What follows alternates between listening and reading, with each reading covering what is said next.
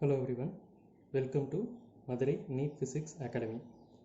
இப்போ நம்ம இதுக்கு முன்னாடி மெத்தட்ஸ் ஆஃப் சார்ஜிங் எல்லாம் பார்த்தோம். இந்த மெத்தட்ஸ் ஆஃப் சார்ஜிங்கில் என்னென்ன பார்த்தோம் அப்படின்னு பார்த்தீங்கன்னா, சார்ஜிங் பை ரப்பிங் பார்த்தோம், சார்ஜிங் பை கண்டக்ஷன் பார்த்தோம். அந்த சார்ஜிங் பை கண்டக்ஷனில் ப்ராப்ளம்ஸ் பார்த்தோம். சரிங்களா? அதில் லாஸ்ட் சார்ஜிங் பை இண்டக்ஷன் அப்படின்னு சொல்லி ஒன்று இருக்கும். ஸோ அந்த சார்ஜிங் பை இண்டக்ஷனை தான் இப்போ பார்க்க போகிறோம். இதில் இந்த சார்ஜிங் பை இண்டக்ஷன் அப்படிங்கிறது என்ன அப்படின்னு பார்த்தீங்கன்னா, ஃபஸ்ட்டு இண்டக்ஷன்னா என்னன்னு தெரிஞ்சுக்கோங்க. இண்டக்ஷன்னா வித்தவுட் கண்டக்ஷன். இண்டக்ஷன்னா வித்தவுட் கண்டக்ஷன் அப்படின்னு சொல்லுவோம். இதுதான் இண்டக்ஷன். சரிங்களா? அதாவது அங்கே என்ன பண்ணோம், ஒரு சார்ஜ்டு பாடியை இன்னொரு சார்ஜ்டு பாடியை கண்டக்ட் பண்ணி சார்ஜ் பண்ணும். அதாவது ஒன்றையும் தொட்டு சார்ஜ் பண்ணும். ஒரு மெட்டாலிக் ஒரு ஸ்பியர், சார்ஜ்டு ஸ்பியர் இருக்கும், ஒரு நியூட்ரல் ஸ்பியர் இருக்கும். அது ரெண்டையும் டச் பண்ணோடனே இந்த நியூட்ரல் ஸ்பியர் சார்ஜ் ஆயிரும். அந்த வீடியோ வேணால் போய் பார்த்துக்கோங்க. அதே மாதிரி இன்னொன்று என்ன சொல்கிறேன் அப்படின்னு கேட்டிங்கன்னா, ப்ராப்ளமேட்டிக்ஸ் மட்டும் நீட்டு கிடையாது. இப்போ நீங்கள் ஃபிசிக்ஸில் நான் ப்ராப்ளம்ஸ் இல்லாமல் நடத்துகிற வீடியோஸ் என்னென்னு கேட்டிங்கன்னா கான்செப்சுவல் வீடியோஸ். ஸோ இந்த கான்செப்சுவல் வீடியோஸ் பார்த்தீங்கன்னா, அந்த கான்செப்சுவல் வீடியோஸ்லேருந்து கொஸ்டின்ஸ் வரலாம். கான்செப்சுவல் கொஸ்டின்ஸ் வந்துச்சுன்னா உங்களுக்கு டைம் சேவிங் கொஸ்டின் அது. ஸோ அந்த டைம் சேவிங் கொஸ்டின்லாம் மிஸ் பண்ணாமல் அட்டன் பண்ணணும். கான்செப்ட் தெரிஞ்சிடுச்சுன்னா ப்ராப்ளம் போடாமல் டக்குன்னு அட்டன் பண்ணிட்டு போயிடலாம். ஸோ இந்த சார்ஜிங் பை இண்டக்ஷனில் ஒரு சில கான்செப்சுவல் ப்ராப்ளம்ஸ்லாம் இருக்கும். அது என்னங்கிறது பார்ப்போம். அதுக்கு முன்னாடி ஃபஸ்ட்டு சார்ஜிங் பை இண்டக்ஷன் அப்படிங்கிறது என்னென்னு பார்ப்போம். சார்ஜிங் பை இண்டக்ஷன் அப்படிங்கிறது என்னென்னா, தொடாமல் பண்ணுறது, சார்ஜ் பண்ணுறது. இப்போ ஒரு ஸ்பியர் இருக்குதுன்னு வச்சுக்கோம். ஒரு சார்ஜ்டு ஸ்பியர். இது ஒரு இன்சுலேட்டட் பாடிக்கு மேலே இந்த ஸ்பியர் இருக்குது. சரிங்களா? இந்த ஸ்பியர் நியூட்ரலாக இருக்குது. நியூட்ரலாக இருக்குன்னு என்ன அர்த்தம்? Number of electrons equal to number of protons அப்படின்னு அர்த்தம். அதாவது என்னென்னா, இதில் ஒரு 4 பாசிட்டிவ் சார்ஜ் இருந்துச்சுன்னா 4 நெகட்டிவ் சார்ஜ் இருக்கும். சரியா? அதே மாதிரி ஒரு 10 பாசிட்டிவ் சார்ஜ் இருந்துச்சுன்னா 10 நெகட்டிவ் சார்ஜ் இருக்கும். நியூட்ரல் பாடி. இப்போ நான் என்ன பண்ணுறேன்னா, இந்த நியூட்ரல் பாடி கிட்ட இன்னொன்று ஒரு சார்ஜ்டு பாடியை கொண்டு வரேன். அது எப்படின்னு கேட்டிங்கன்னா, இதே நியூட்ரல் பாடி இப்படி இருக்குது. இது பக்கத்தில் இன்னொன்று ஒரு பாசிட்டிவ்லி சார்ஜ்டு பாடியை கொண்டு வரேன். ஒரு ராடோ ஏதோ ஒரு மெட்டீரியலில் ஒரு பாசிட்டிவ்லி சார்ஜ்டு பாடியை கொண்டு வரேன். பாசிட்டிவ்லி சார்ஜ்டு பாடியை கொண்டு வந்தேன்னா என்ன ஆகும்னு கேட்டிங்கன்னா, இதில் இருக்கக்கூடிய இந்த நெகட்டிவ்லி சார்ஜ்டு பார்ட்டிகல்ஸ் அது எல்லாமே இந்த பாசிட்டிவை நோக்கி இந்த ஓரத்தில் கான்சன்ட்ரேட் ஆகி நிற்கும். அதே மாதிரி பாசிட்டிவ் சார்ஜஸ் எல்லாம் ரிப்பல் ஆகி இந்த ஓரத்தில் கான்சன்ட்ரேட் ஆகி நிற்கும். சரிங்களா? இப்போது திரும்ப என்ன பண்ணுறேன் அப்படின்னு கேட்டிங்கன்னா, இந்த சார்ஜ்டு பாடியை அதாவது இந்த கிளாஸு இங்கே ஹோல்டு பண்ணி, அதாவது இந்த பாசிட்டிவ்லி சார்ஜ்டு ராடை இது பக்கத்துலேயே வச்சுக்கிட்டு இந்த நெகட்டிவ் சார்ஜ் இந்த சைடு கொண்டு வந்துட்டு இந்த பாசிட்டிவ் சார்ஜை ரிமூவ் பண்ணுறதுக்கு நான் என்ன பண்ணுறேன்னா, ஒரு எர்த்திங் கொடுத்துட்றேன். ஒரு எர்த்திங் கொடுத்தேன்னா இது என்ன ஆயிரும்னா, அந்த பாசிட்டிவ் சார்ஜ் எல்லாமே இது வழியாக ட்ரெயின் ஆயிரும். ஸோ அதுக்கப்புறம் என்ன பண்ணுறேன்னா, இந்த ராடை எடுத்துடுறேன், இந்த எர்த்தையும் டிஸ்கனெக்ட் பண்ணி விட்றேன். அப்படின்னா என்ன ஆயிரும், இதனுடைய இந்த பாடி நெகட்டிவ்லி சார்ஜ்டு பாடியாக மாறிடும். இந்த பாடி நெகட்டிவ்லி சார்ஜ்டு பாடியாக மாறிடும்.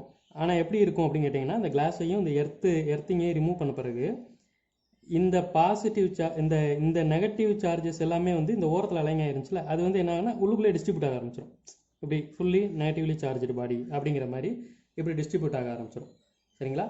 ஸோ இதுதான் சார்ஜிங் பை இண்டக்ஷன் அப்படின்னு சொல்லுவாங்க. அதாவது இந்த மெட்டாலிக் ஸ்பியரை நம்ம தொடாமலே, இந்த கிளாஸ் ராடை வச்சு தொடாமலே நம்ம என்ன பண்ணியிருக்கிறோம், சார்ஜ் பண்ணியிருக்கிறோம்.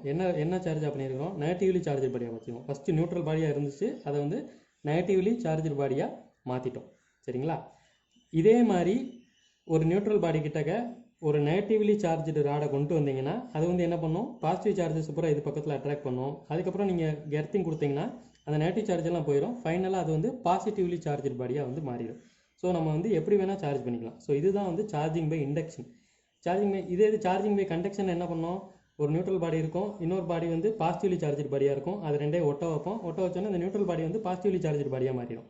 ஸோ கண்டக்ஷனுக்கு இண்டக்ஷனுக்கு என்ன வித்தியாசம்னா, எந்த பாடியை வச்சு சார்ஜ் பண்ணுறோமோ கண்டக்ஷனில், அந்த வீடியோ ஒரு தடவை போய் பாருங்கள், எந்த பாடியை வச்சு சார்ஜ் பண்ணுறோமோ, இப்போ பாசிட்டிவ்லி சார்ஜ்டு பாடியை கண்டக்ஷன் மூலியமாக சார்ஜ் பண்ணோம்னா அந்த நியூட்ரல் பாடி பாசிட்டிவ்லி சார்ஜ்டு பாடியாக மாறிடும்.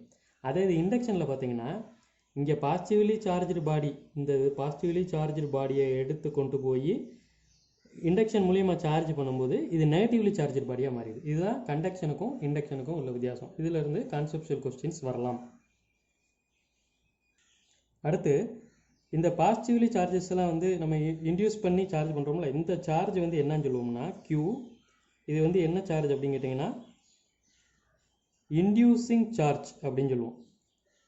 Inducing charge. இந்த சார்ஜ் நம்மளுக்கு கிடைச்ச சார்ஜ் வந்து இன்டியூஸ்டு சார்ஜ் அப்படிங்கிற மாதிரி சொல்லுவோம். இந்த இன்டியூஸ்டு சார்ஜ் எவ்வளோ இருக்குது அப்படின்னு கண்டுபிடிக்கிறதுக்கு ஒரு ஃபார்முலா இருக்குது. என்னன்னு கேட்டிங்கன்னா Q டேஷுங்கிறது வந்து induced charge which is equal to -Q into 1/1 - K அப்படின்னு சொல்லுவோம். இதில் இந்த Qங்கிறது வந்து இன்டியூசிங் சார்ஜ் அப்படின்னு சொல்லுவோம். இந்த Qங்கிறது வந்து இன்டியூசிங் சார்ஜ். அதே மாதிரி Q டேஷுங்கிறது வந்து இன்டியூஸ்டு சார்ஜ். Q டேஷுங்கிறது வந்து இன்டியூஸ்டு சார்ஜ். இப்போ இது மெட்டாலிக் ஸ்பியராக இருந்தால் அதுக்கு டயலெக்ட்ரிக் கான்ஸ்டன்ட் வந்து இன்ஃபினிட்டி. அதே மாதிரி வேறு மெட்டீரியல் இருக்கும். அந்த மெட்டீரியலுக்குலாம் டயலெக்ட்ரிக் கான்ஸ்டன்ட் K அப்படின்னு இருக்கும். அந்த கேக்கு வந்து ஒரு வேல்யூ இருக்கும். அது என்னன்னு பார்ப்போம். டயலெக்ட்ரிக் கான்ஸ்டன்ட் அப்படின்னு சொல்லுவோம். இப்போ இந்த டயலெக்ட்ரிக் கான்ஸ்டன்ட் வேல்யூ வந்து என்னென்ன அப்படின்னு பார்த்தீங்கன்னா கேக்கு வந்து மீடியம் அப்படின்னு வச்சுக்கிறோம். என்ன மீடியம்? இது வந்து K. வேக்கம் ஆர் ஏருக்கு வந்து 1, வாட்டருக்கு வந்து 80, கிளாஸுக்கு வந்து 5லேருந்து 10, மெட்டலுக்கு வந்து இன்ஃபினிட்டி. ஸோ மெட்டலுக்கு இன்ஃபினிட்டி அப்படிங்கிறபோது இங்கே இன்ஃபினிட்டி போடும்போது இது 0 ஆயிரும். Q dash equal to for metal Q dash induced charge is equal to inducing charge அப்படின்னு சொல்லி வரும். ஏன்னா இது இன்ஃபினிட்டி போட்டோம்னா இது 0 ஆயிரும். இதுக்கு மெட்டலுக்கு மட்டும்தான் இது வரும். சரிங்களா? மற்ற எதுக்கும் வராது. அதே மாதிரி மற்ற எல்லா இடத்துலையும் பார்க்கும்போது இந்த Q dash இருக்கு பாருங்கள். Q dashங்கிறது வந்து இன்டியூஸ்டு சார்ஜ் வந்து அதிகமாக இருக்கிறதுக்கு, அதாவது இன்டியூசிங் சார்ஜை விட அதிகமாக இருக்கிறதுக்கு வாய்ப்பே இல்லை. Will not be greater than inducing charge மற்ற எல்லா மெட்டீரியல்ஸ்லையும். ஓகேவா?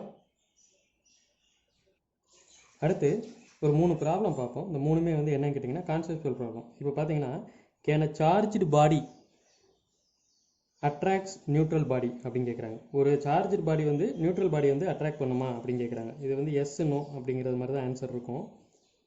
பி வந்து நோ, ஏ வந்து எஸ். சரிங்களா? இப்போ ஒரு சார்ஜ்டு பாடி வந்து ஒரு நியூட்ரல் பாடி அட்ராக்ட் பண்ணுமா பார்ப்போம். நம்ம சார்ஜ் பண்ணால் நம்ம வந்து என்ன எடுத்துக்கலாம்? ஒரு பாசிட்டிவ்லி சார்ஜ்டு பாடி எடுத்துக்கிறோம். ஒரு ஸ்பியரு அல்லது எனி டைப் ஆஃப் பாடி, நம்ம இப்போதைக்கு ஸ்பியர் கன்சிடர் பண்ணிக்கிறோம். இதில் வந்து ஒரு பாசிட்டிவ்லி சார்ஜ்டு பாடி இருக்குது. இன்னொரு பாடி வந்து இங்கே வந்து நியூட்ரல் பாடி. நியூட்ரல் பாடி அப்படின்னா என்ன அர்த்தம்? அதுக்கு வந்து number of electrons equal to number of protons. அப்படின்னா என்ன? உள்ள பாசிட்டிவ் சார்ஜ் இருக்கும், நெகட்டிவ் சார்ஜ் இருக்கும். சரிங்களா? இப்போது இந்த பாசிட்டிவ் சார்ஜஸ்லாம் என்ன பண்ணணும்னு பார்த்தீங்கன்னா இந்த நியூட்ரல் பாடியில் இருக்கக்கூடிய நெகட்டிவ் சார்ஜஸை வந்து அட்ராக்ட் பண்ண ஆரம்பிச்சோம். அதே மாதிரி இதனுடைய பாசிட்டிவ் சார்ஜெல்லாம் ரிப்பல் பண்ண ஆரம்பிச்சிடும். ஸோ இதை அட்ராக்ட் பண்ணும்போது இந்த சார்ஜுக்கு டிஸ்டன்ஸ் கம்மியாக இருக்கும். ஸோ இந்த அட்ராக்ஷன் வந்து அதிகமாக இருக்கும். அதனால் இந்த சார்ஜ்டு பாடி வந்து ஒரு நியூட்ரல் பாடி வந்து கண்டிப்பாக அட்ராக்ட் பண்ணும். சரிங்களா? இது வந்து அதிகமான சார்ஜ்டு பாடியாக இருந்துச்சுன்னா ஈஸியாக அட்ராக்ட் பண்ணிடும். ஓகேவா? அடுத்து இந்த கொஸ்டின் பாருங்கள். M is large positively charged sheet and A and B are 2 metal pieces are shown in the figure அப்படின்றாங்க. இதில் 3 ஆப்ஷன் கொடுத்துருக்காங்க. M attracts A, M attracts B, A attracts B அப்படிங்கிற மாதிரி சொல்லியிருக்காங்க. ஸோ இதில் வந்து என்னென்னா இது வந்து பெரிய லார்ஜ் பாசிட்டிவ்லி சார்ஜ்டு பாடி, 2 மெட்டல் பீசஸ். இதுவும் என்ன கேட்டிங்கன்னா மெட்டல், இதுவும் மெட்டல் பீசஸ். இப்போ இவங்க வந்து என்ன சொல்கிறாங்க? M attracts Eva, M attracts Pia, A attracts பியா அப்படின்னு சொல்லி கேட்குறாங்க. நம்ம ஃபஸ்ட்டு பார்ப்போம். இது பாசிட்டிவ்லி சார்ஜ்டு பாடியாக இருக்கிறதுனால இது வந்து எனி டைப் ஆஃப் சார்ஜர் பாடியாக இருக்கலாம். மெட்டலுங்கிறதுனால எனி டைப் ஆஃப் சார்ஜர் பாடியாக இருக்கலாம். ரெண்டாவது எந்த சார்ஜ் அதிகமாக இருக்கோ அந்த இப்போ பாசிட்டிவ் சார்ஜ் அதிகமாக இருந்தால் அது பாசிட்டிவ்லி சார்ஜர் பாடி, நெகட்டிவ் சார்ஜ் அதிகமாக இருந்தால் நெகட்டிவ்லி சார்ஜர் பாடி. ஸோ நம்ம அதெல்லாம் கம்பேர் பண்ண தேவையில்லை. அதிகமாக சார்ஜ் ஆன பாடி வந்து இதுதான். சரியா? பெரிய சார்ஜ் இது ஃபுல்லாக பாசிட்டிவ்லி சார்ஜர் பாடியாக இருக்குது. இப்போ இது வந்து என்ன பண்ணணும் கேட்டிங்கன்னா இந்த மெட்டலில் இருக்கிற நெகட்டிவ் சார்ஜஸை பூரா இங்கிட்டு கொண்டு வந்துடும், பாசிட்டிவ் சார்ஜஸை பூரா இந்த சைடு கொண்டு வந்துடும். அதே மாதிரி பெரிய சார்ஜர் பாடிங்கிறதுனால இதனுடைய தாக்கம் இதுலேயும் இருக்கும். இதனுடைய நெகட்டிவ் சார்ஜஸ் பூரா வெளியில் கொண்டு வந்துடும், இதனுடைய பாசிட்டிவ் சார்ஜஸ் பூரா அங்கிட்ட ரிப்பெல் பண்ணி வச்சுக்கிறோம். சரியா? அப்போ ஃபஸ்ட்டு பாருங்கள், எம் அட்ராக்ட்ஸ் ஏ. கண்டிப்பாக இந்த நெகட்டிவ் சார்ஜு இந்த பாசிட்டிவ் சார்ஜுக்கு உள்ள டிஸ்டன்ஸ் கம்மியாக இருக்கும். ஸோ இது அட்ராக்ட் கண்டிப்பாக பண்ண தான் இருக்கும். எம் அட்ராக்ட்ஸ் ஏ. அடுத்து எம் அட்ராக்ட்ஸ் பி. இது லார்ஜ் பாசிட்டிவ்லி சார்ஜ்டு பாடிங்கிறதுனால இது கண்டிப்பாக இதை அட்ராக்ட் பண்ணி தான் ஆகணும். அதே மாதிரி ஏ அட்ராக்ட்ஸ் பி. ஏ அட்ராக்ட்ஸ் பியா அப்படின்னு பார்த்தீங்கன்னா, ஏல இந்த சைடு பூரா என்னவா இருக்குது? பாசிட்டிவ் சார்ஜாக இருக்குது. இந்த சைடு பூரா என்னவா இருக்குது? நெகட்டிவ் சார்ஜாக இருக்குது. ஸோ ஏ அட்ராக்ட்ஸ் பி. ஸோ இந்த 3 ஆப்ஷனும் கண்டிப்பாக வரும். அடுத்து பாருங்கள், கேன charged body attracts similar charged பாடி அப்படிங்கிறாங்க. கேன சார்ஜ்டு பாடிங்கிற போது நான் இந்த மாதிரி ஒரு பெரிய மெட்டல் ஷீட் கூட நான் இது பண்ணி வச்சுக்கிறேன். இது ஒரு சார்ஜ்டு பாடி, எல்லாமே பாசிட்டிவ்லி சார்ஜு. சரிங்களா? உள்ள நெகட்டிவ் சார்ஜஸ் இருக்கும், அதிகமாக பாசிட்டிவ் சார்ஜுங்கிறதுனால positive charge. Similar charged body அப்படிங்கிறபோது இன்னொரு பாடியை கன்சிடர் பண்ணிக்குவோம். இது வந்து பாசிட்டிவ்லி சார்ஜ்டு பாடி அப்படின்னு வச்சுக்குவோம். இது வந்து பாசிட்டிவ்லி சார்ஜ்டு பாடி அப்படின்னு வச்சுக்கிறோம். சிமிலர் சார்ஜ்டு பாடி அப்படிங்கிற பாசிட்டிவ்லி சார்ஜ்டு பாடிங்கிறதுனாலும் இதுக்குள்ள நெகட்டிவ் சார்ஜஸ் கண்டிப்பாக இருக்கும். பாசிட்டிவ் சார்ஜ் அதிகமாக இருந்ததுனால தான் அது பாசிட்டிவ்லி சார்ஜ்டு பாடி. இங்கே வந்து பாசிட்டிவ் சார்ஜ் இருக்கும். ஸோ அந்த நெகட்டிவ் சார்ஜுக்கும் இந்த பாசிட்டிவ் சார்ஜுக்கும் உள்ள டிஸ்டன்ஸ் வந்து கம்மி. ஸோ டிஸ்டன்ஸ் கம்மிங்கிறதுனால ஃபோர்ஸ் ஆஃப் அட்ராக்ஷன் அதிகமாக இருக்கும். கண்டிப்பாக இது எஸ், இது நோன்னு வச்சுக்கிடுவோம். Charged body attracts similar charged body yes. ஓகேவா? அடுத்து பாருங்கள், a table tennis ball which has been covered with the conducting paint is suspended by a silk thread so that it hangs between two metal plates. One plate is earthed when the other plate is connected to high voltage generator அப்படின்னு சொல்லியிருக்காங்க. அப்போ இந்த பால் வந்து என்ன பண்ணும்? இந்த பால் is attracted to high voltage plate and stays there. அதுவா இல்லை hangs without moving அப்படி swings backward and forward hitting each plate in turn அல்ல none of these அப்படின்னு சொல்லி கேட்குறாங்க. சரிங்களா? ஸோ இதெல்லாம் கான்செப்ஷுவல் கொஸ்டின்ஸ். இது எப்படி பார்க்கணும் அப்படின்னு பார்த்தீங்கன்னா, இது வந்து கண்டக்டிங் பெயிண்ட் அப்படிங்கிறதுனால இதுக்குள்ளே சார்ஜஸ் கண்டிப்பாக இருக்கும். இப்போது இது வந்து என்ன சொல்கிறாங்க? when the other plate is connected to high voltage generator அப்படிங்கிறாங்க. ஹை வோல்டேஜ் ஜென்ரேட்டருங்கும்போது இங்கே இந்த சைடு சொல்லியிருக்கிறாங்க. சரிங்களா?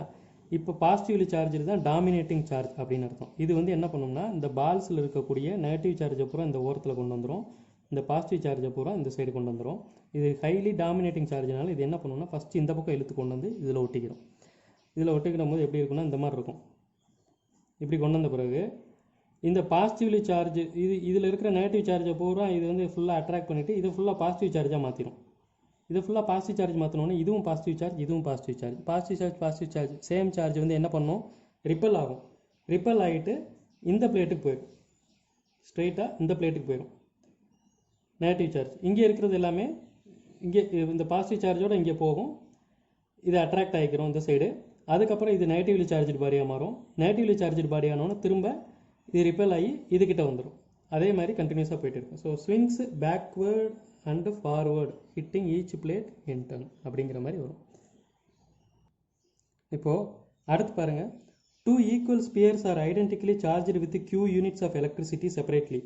When they are placed at a distance 3r from center to center, where r is the radius of the either sphere, the force of repulsion between them is அப்படின்னு கேட்குறாங்க. அதாவது என்னென்னா, 2 sphere இருக்குது, equally charged sphere. சரிங்களா? இதனுடைய radius வந்து R, இதனுடைய radius வந்து ஆர், இதனுடைய சென்டர் டு சென்டர் டிஸ்டன்ஸ் வந்து 3r அப்படின்னு சொல்லிட்டாங்க. அப்படின்னா இதுக்கு இடப்பட்டையில் இருக்கிற டிஸ்டன்ஸ் வந்து இது வந்து ஆராக இருக்கும். ஓகேவா?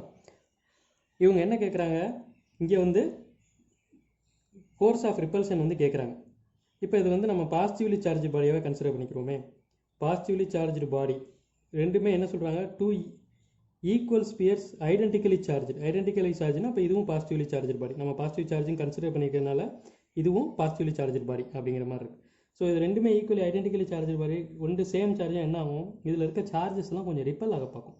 ரிப்பல் ஆச்சுன்னா பெரும்பாலான சார்ஜஸ் வந்து இந்த ஓரத்துக்கு வந்துடும். இந்த பாடியிலேருந்து பெரும்பாலான சார்ஜஸ் வந்து இந்த ஓரத்துக்கு வந்துடும். கொஞ்சம் சார்ஜஸ் இங்கே இருக்கும், இல்லாமலும் இருக்கலாம். அதே மாதிரி இதுவும் ரிப்பல் ஆகி பெரும்பாலான சார்ஜஸ் வந்து இந்த ஓரத்துக்கு வந்துடும். ஓகேவா? இப்போது இந்த சென்டர் அப்படின்னு சொல்கிறோம்ல, அந்த சென்டர் வந்து இந்த சார்ஜஸை வச்சு கான்சன்ட்ரேட் பண்ணுறதுனால கொஞ்சம் இந்த சென்டர் வந்து இந்த இடத்துல விளையிடும். அதே மாதிரி இதுதான் சென்டர் அப்படிங்கிறதுனால பெரும்பாலான சார்ஜஸ் அங்கிட்டு போகிறதுனால இந்த சார்ஜ் சென்டர் வந்து இந்த இடத்துக்கு விளையிடும். ஸோ ஆக்சுவல் டிஸ்டன்ஸ் ரெண்டுக்கு இடையில இருக்கக்கூடிய டிஸ்டன்ஸ் 3r அல்லது ஆர் எஃபெக்டிவ் ஆரோ அப்படி இருக்கிறது வந்து ஆக்சுவல் டிஸ்டன்ஸை விட அதிகமாயிரும். என்னது இது வந்து ஆர் எஃபெக்டிவ் டிஸ்டன்ஸ் அப்படின்னு சொல்லுவோம். இந்த 3r விட இந்த ஆர் எஃபெக்டிவ் வந்து அதிகமாயிரும். ஸோ அதிகமாகும்போது அதனுடைய ஃபோர்ஸ் வந்து என்ன ஆகும், நார்மலாக ஆர்ன்னு இருக்கும்போது ஒரு ஃபோர்ஸ் இருக்கும். ஆர் எஃபெக்டிவ் வந்து டிஸ்டன்ஸ் வந்து அதிகமாகுது. So for increasing distance, increase in distance, effective force வந்திருக்குல்ல, அந்த எஃபெக்டிவ் ஃபோர்ஸ் வந்து என்ன ஆகும்னா டிக்ரீசஸ். ஸோ நம்ம இதை வந்து கரெக்டாக சொல்ல முடியாது, இந்த டிஸ்டன்ஸ் வச்சு தான் கால்குலேட் பண்ணணும். நம்மளுக்கு இங்கே வந்து இந்த ஆர் எஃபெக்டிவ் வச்சு எந்த ப்ராப்ளமுமே எந்த ஆப்ஷனுமே இல்லை. ஸோ அதனால் நம்ம இது வந்து என்ன சொல்லலாம் கேட்டிங்கன்னா, எந்த ஆப்ஷன் இல்லை, நன் ஆஃப் தி அபவ் அப்படின்னு சொல்லணும். ஒருவேளை இந்த ஆப்ஷனில் உங்களுக்கு 1/4πε0 q² divided by R effective அப்படின்னு சொல்லி கொடுத்துருந்தாங்கன்னா அந்த ஆப்ஷனை சூஸ் பண்ணணும். ஏன்னா இது வந்து என்ன ஆகுன்னு கேட்டிங்கன்னா, அந்த சென்டர் வந்து விலகி போயிடும். விலகி போகிறோன்னா அந்த ஆர் எஃபெக்டிவ் வந்து ஆரை விட அதிகமாக இருக்கும். அதனால் நீங்கள் வந்து இந்த ஆப்ஷனை தான் சூஸ் பண்ணணும். இன்னொன்று, இதுதான் வந்து கூலும்ஸ் லாவோட ட்ராபேக் அப்படின்னு சொல்லுவாங்க. என்னன்னு கேட்டிங்கன்னா, கூலும்ஸ் லா வந்து is applicable for only for point charges. இப்போ ஒரு 2 சார்ஜ் இருக்குது, Q இதுவும் Q, இதுக்கு இடையில ஃபோர்ஸ் ஆஃப் ரெண்டுமே பாசிட்டிவ் சார்ஜ் அப்படின்னா இதுக்கு இடையில ஃபோர்ஸ் ஆஃப் ரிப்பல்ஷன் அப்படிங்கிற விஷயம் F = 1/4πε0 q² டிவைடட் பை இதுக்கு இடையில இருக்க டிஸ்டன்ஸ் வந்து ஆர் அப்படின்னா ஆர்ன்னு போட்டு கண்டுபிடிச்சிருவீங்க, r² அப்படின்னு போட்டு கண்டுபிடிச்சிருவீங்க. சரியா? அதே இது ஒரு சார்ஜ்டு பாடி, இது வந்து பாயிண்ட் சார்ஜ், இங்கே கன்சிடர் பண்ணிக்கிறது வந்து சார்ஜ்டு பாடி, அதாவது நிறையா சார்ஜஸ் சேர்ந்து. ஸோ இதனுடைய கான்சன்ட்ரேஷன் அந்த பாயிண்ட் சார்ஜ் வந்து விலகி போயிடும். மொத்த சார்ஜுக்கு ஒரு பாயிண்ட் சார்ஜ் ஒரு இடத்துக்கு அந்த கான்சன்ட்ரேட்டட் சார்ஜ் பாயிண்ட் வந்து விலகி போகும். அப்படி விலகி போகிறதுனால டிஸ்டன்ஸ் அதிகமாகும். டிஸ்டன்ஸ் அதிகமாகிறதுனால நார்மலாக பாயிண்ட் சார்ஜில் இருக்கிறத விட ஃபோர்ஸ் வந்து இங்கே வந்து கம்மியாயிரும். ஸோ யார் எஃபெக்டிவ் அப்படின்ற ஒரு ஆப்ஷன் இருந்தால் அதை சூஸ் பண்ணணும். அப்படி இல்லாட்டி நன் ஆஃப் தி அபவ் வந்து சூஸ் பண்ணணும். Okay, thank you.